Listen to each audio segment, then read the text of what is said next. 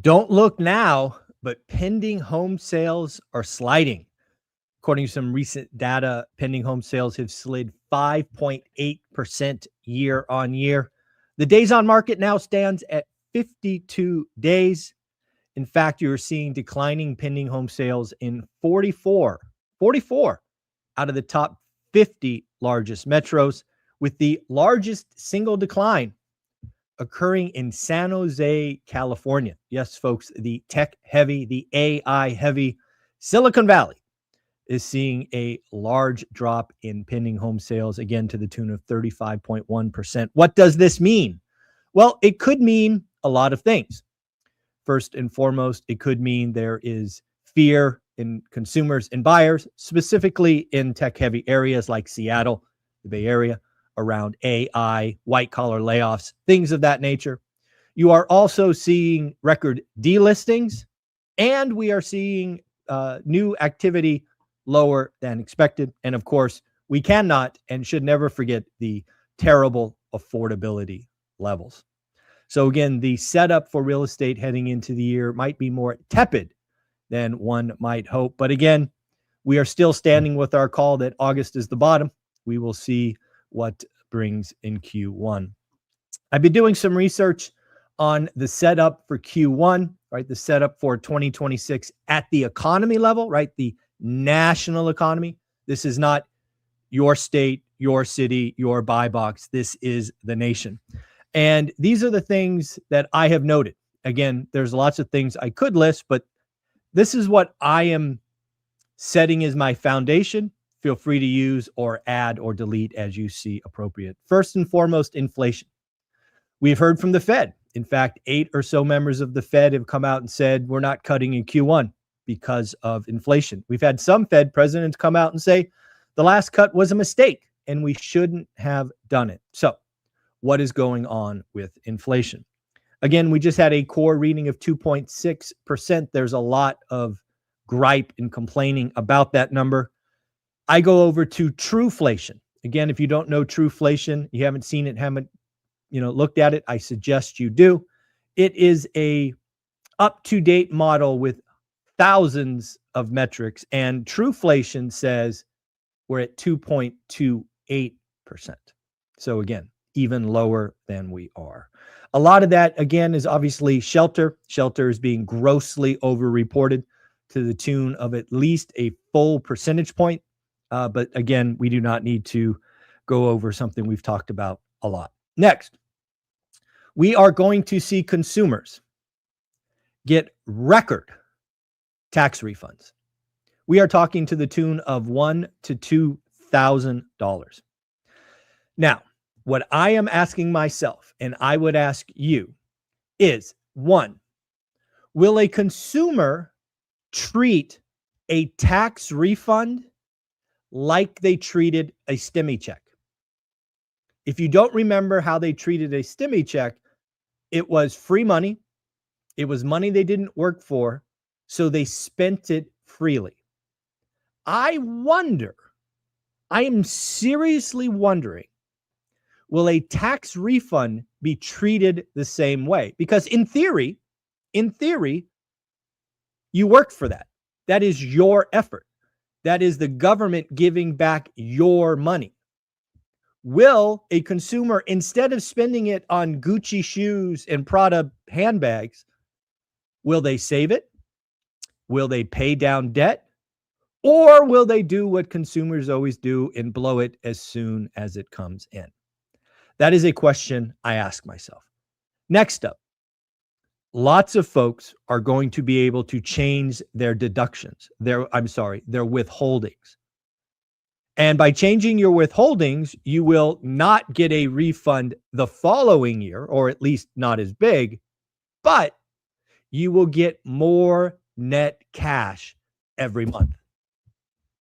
So simply said, if you had a $2,400 tax refund, you could adjust your withholdings where you end up with $200 more each month, or maybe $100 per paycheck. That's real money. That's discretionary income. Again, I ask, will consumers save that? Will they use it to pay down debt? Or will they just ratchet up expenses with some other doodad or thingamabob or whatnot? So that's what I'm thinking about consumers, because we could really see a consumer rush in Q1. If the average consumer goes out and says, oh my God, I have $2,000 in free money, let's go shopping, which we have done before, let's not forget, it will be interesting. Next up, will Congress issue tariff rebate checks? Now, obviously, we have a Supreme Court decision likely in January or February, which could throw this into a tizzy. But X that, assuming they stay as is, something like that, will Congress send households, say, who make less than 100 grand, another $2,000 as a rebate or something? That is something I ask myself. Next up, it may not feel like it, but facts are facts. We've had 31 months in a row of incomes exceeding inflation. That is how you get real wage growth. Will that continue? The trade deficit is clearly plummeting. You can see Q3 GDP. We'll talk about that in a minute. But trade deficit is plummeting. Next, what is coming in housing? It is very clear that something is coming. Now, I sit here, as I've hoped all year, it is focused on supply. But my fear has always been that supply is hard and slow. It is far easier to goose demand. So in 2026, likely in the first half, we will get something around housing. And I am nervous what that might be. So again, that's the setup that I see going into 2026. Let me know what you think in the comments below. That would be great. Goldman Sachs out with the latest estimate on housing. Shout out Resi Club for this. Goldman Sachs estimates that we are somewhere between 3 and 4 million housing units short. I would caveat, when I hear numbers like that, I'm like, come on, guys, stop gaslighting us. What we are really short is entry-level housing. When you talk about just housing units, that is disingenuous. We need a 1950s style focus on entry-level housing. We need to set standards like, and again, for all I know, this is coming in 2026. I don't even know how you would do this, but the government is mandated, 1 million homes, but they can't be larger than 1,100 square feet, something like that. We need entry-level housing. As somebody who's been shopping for real estate for 20 some odd years, it is remarkable the average size of a 1950s, 1960s build versus something built in the 2000s. Very, very interesting. Looks like we're going to get the nomination of a new Fed chair early in January. Could be as soon as week 1, which, is like next week, right? Maybe the week after. And this is what I am asking myself about the next Fed president, because I think this is a strategic move. 1, will the Fed chair nominee be on the Fed already? Why is that important? Well, 1, it might make it easier to transition from one to another. But let's be clear, there is a huge negative. The negative to this is that person, the nominee, will be quiet during the Fed blackout periods. Because if you nominate somebody who is not on the Fed, you get to play Monday morning quarterback 7 days a week until the middle of May. And that, frankly, would be annoying if I was on the Fed, and probably could create some uncomfortable situations where the Fed can't reply.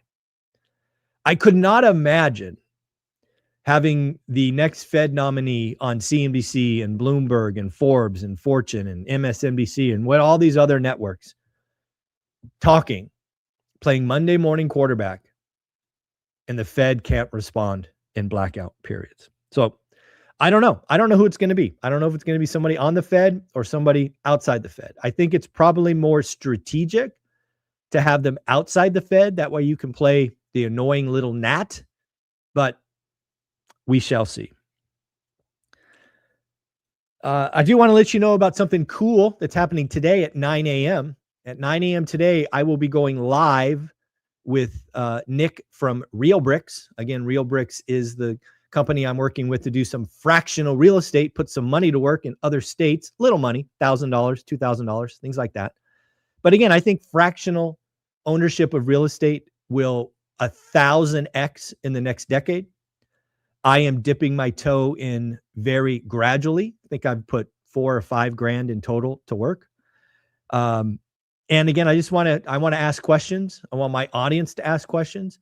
And if you're around 9 a.m. today, you are going to have a live session with Nick from Real Bricks where you can come in and ask questions and see what you see. So hopefully that is fun. Scott Bessent was on the All In podcast. I'm about halfway through it this morning, but I have seen several write-ups. And one thing that Scott said very early in the episode was 2025 was setting the table.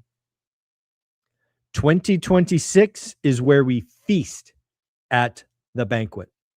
Scott Bessent is laser focused on Main Street, and he thinks that Main Street will have a wonderful year in 2026. I do want to shout out somebody who joined school yesterday. Ryan, thank you very much for joining. Make sure you introduce yourself. Don't forget, folks, the only place this year you will be able to live stream or stream the ORaaT Vegas event is inside school. I will not be selling virtual tickets. I sold virtual tickets the last couple of years for $99. I think I made I don't remember, 10, 15, 20 grand doing that. They were very popular, but I'm not doing that this year. I am only giving it to our school members, which means I'm going to make a lot less money, but that's okay. But I'm trying to tease you. I'm trying to tell you, get in school for $20 freaking dollars, because it is my belief if 300, 400, 500 of you join, 200 or 300 of you will stay. We are building a wealth building community. I am confident in the community showing value, the accountability groups, the education. So get off your ass, join school, and get the benefit of an event that people pay thousands of dollars to be at. I'm just saying, stop being cheap. Invest in yourself. If you can't invest $20 in yourself, I can't help you. I can't help you.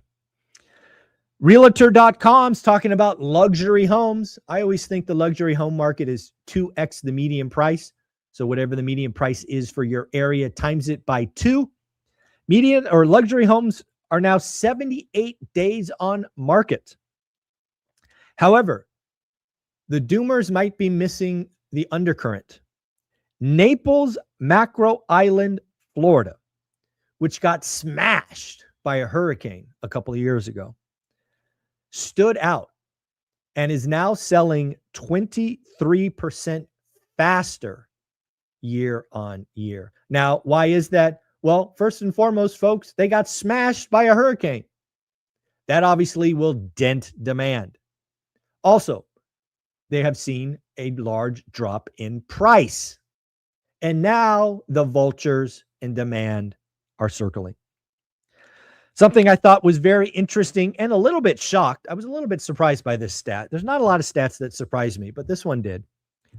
According to a research paper I read, over the last 3 years, now this is for existing homes only, so not new construction, none of that, just existing homes. 25% of all existing home sales were cash. They were bought with cash. 1 in 4. That is wild to me.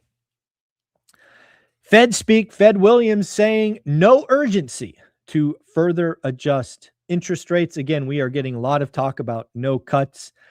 Let's get into Q3 GDP. Folks, Pay attention. It's a good number. 4.3%. Now, how the heck could we grow at 4.3%? I think most people miss the fact that the trade deficit matters. Imports are subtraction from GDP. And if you are reducing imports, you are thus growing GDP. It's how math works. So Q3 expectations were 3.3%. Again, they came in at 4.3, but how? Here's kind of the how. Consumer spending grew 3.5%. Exports grew at 8.8%. Imports were only negative 4.7%. That number, historically speaking, has been much, much larger. But now with a focus and use of tariffs and the like, we are seeing that number drastically change. Last thing we can talk about is durable goods. Again, durable goods, the headline number was ugly. Durable goods was negative 2.2. That's not good. That's not what you want. It was expected to be negative 1.5. Again, you do not want durable goods negative if the economy is growing. However, folks, something we may not talk about is something called core durable goods. What the heck does that mean? Well, core durable goods X transportation. Now, why in the heck would you do X transportation? Well, folks, inside transportation are aircraft, Boeings, and that has a very, very large swing. What do I mean? If you look at core durable goods X transportation, it goes from negative 2.2% to positive 0.2. In fact, if you just look at transportation, it was negative 6.5%. So again, negative 6.5%. So folks, that's what I have for your daily financial news. We will be back tomorrow at 7:30 live. Hopefully you are here. Don't forget to check out Steadily. If you are a landlord in this environment, it is your job to get the best insurance at the best price. Give them a shot. Sometimes they help. Sometimes they don't. They're helping Olivia and I about 60% of the time. So 6 out of 10. Not always. In fact, many times when we have farmer quotes, they do not help. But foremost, they crush them. So again, check them out. Maybe they can help. Maybe they can't. And of course, again, my plea to join school. You're going to get tons of value, and of course, going to get to be able to stream or be a part of the live stream of our Vegas event just because you are in there. No upcharge, no anything else. Folks, we'll see you tomorrow. Merry early Christmas, happy holidays, all that good stuff. Later.